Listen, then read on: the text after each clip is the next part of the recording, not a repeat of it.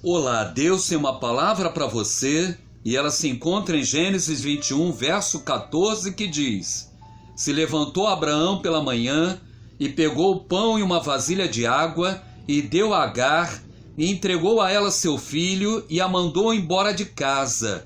E ela se foi andando sem destino pelo deserto de Berseba. Agar, diante das adversidades que enfrentou em sua vida, precisou aprender com lutas e dificuldades que Deus guarda o seu povo, consola, conforta e que vê tudo o que passamos e que nos socorre na hora certa.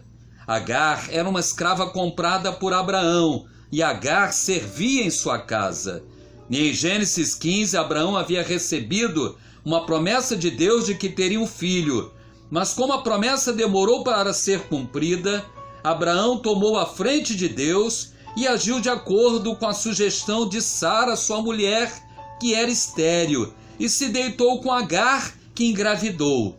Abraão e Sara não consultaram a Deus, não oraram e não pensaram nas consequências amargas e sofredoras pelos quais iriam passar. Eles duvidaram de Deus e não creram e não esperaram pelo milagre, porque para Deus nada é impossível.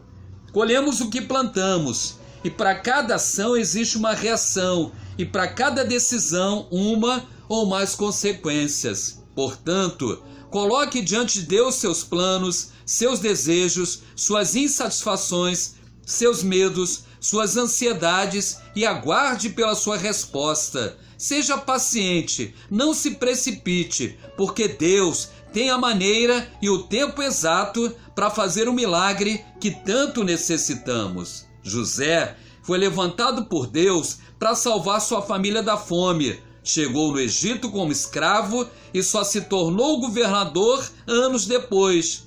José foi caluniado, acusado e preso, mas a justiça e a mão de Deus o libertou da prisão e o exaltou. Ele confiou na promessa de Deus. Davi foi perseguido durante muitos anos pelo rei Saul, e só depois da morte de Saul é que ele foi coroado, se sentou no trono e governou Israel. Espere em Deus e aquiete o teu coração.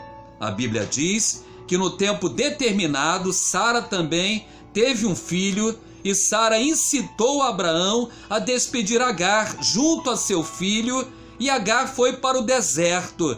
E em vez de assumir também a sua responsabilidade pelo erro que cometeu, se calou, sem que ao menos tentasse um diálogo com Sara. Às vezes, para muitos, é mais fácil fugir da situação, da culpa e do pecado do que com personalidade, humildade e arrependimento enfrentá-lo. Deus não só tinha promessas para Abraão, mas também para Agar. Mas Agar aceitou naturalmente ir para o deserto com seu filho. Fugir dos problemas nos leva para o desespero, para o isolamento, para o desânimo e para o deserto. As provações que passamos são permitidas por Deus para nos chamar a atenção de que Ele existe e que podemos contar com sua intervenção e ajuda. Deus foi ao encontro de Agar e do seu filho no deserto. Seus recursos acabaram, mas os de Deus não. Deus não os desamparou. Agar olhou para as circunstâncias e não para Deus. Olhe para o alto, olhe para Cristo com fé, olhe para o provedor, olhe para o Salvador. Ele é o Deus que tudo vê. Gênesis 16:14, Ele é o que abre os olhos do incrédulo. Agar olhou e viu o poço ao seu lado. O poço estava ali, mas o desânimo e o pessimismo embaçaram sua visão. Enquanto Agar se afastou do seu filho para não vê-lo morrer, o autor da vida estava ao seu lado e do seu filho. A mulher samaritana de João 4 foi pegar água no poço, mas ao lado do poço estava Jesus, que lhe deu a água que limpou seu interior e saciou sua sede espiritual.